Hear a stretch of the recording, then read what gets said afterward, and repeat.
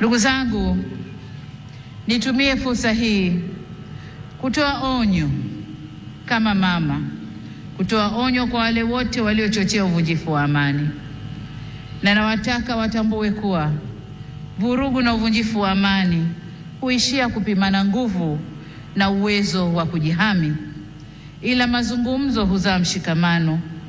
Sasa tuchague lenye manufaa kwetu, kwani usalama wa taifa lolote hulindwa na wote kwa nguvu zote na gharama zozote. Ndugu viongozi na ndugu wananchi, kama kawaida kwa nchi zenye mfumo wa kidemokrasia, hualika waangalizi wa uchaguzi kutoka jumuiya za kimataifa na kikanda kuja kushuhudia mchakato wa uchaguzi. Uwepo wao huongeza uhalali wa juhudi zetu za kuhakikisha uchaguzi unafanyika kwenye mazingira ya uwazi, haki, heshima na utawala wa sheria.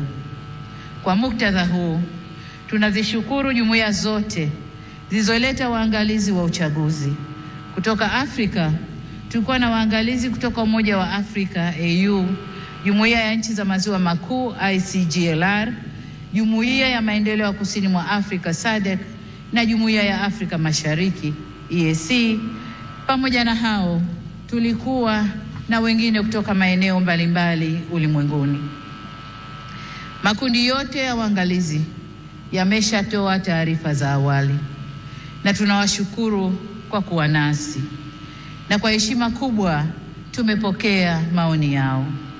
Hata hivyo, kama alivyowahi kusema Rais wa awamu ya 3 ya Jamhuri ya Muungano wa Tanzania hayati Benjamin William Mkapa mwaka 2000 wakati akiapishwa kuwa rais, na hapa nanukuu kipande tu cha hotuba hiyo kinachosema: na washukuru watazamaji wa kimataifa kuja kushuhudia uchaguzi wetu ulivyofanyika.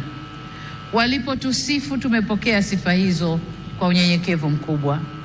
Tumesikia pia waliodhani hayakwenda sawa, na mengine hata sisi wenyewe tumeyaona.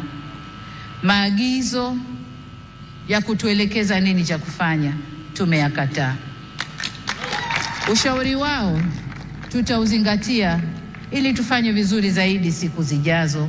Mwisho wa kunukuu. Ndugu wananchi, sifa moja ya mwanadamu ni kutokukamilika. Aliyekamilika kabisa bila kasoro yoyote ni Mwenyezi Mungu peke yake.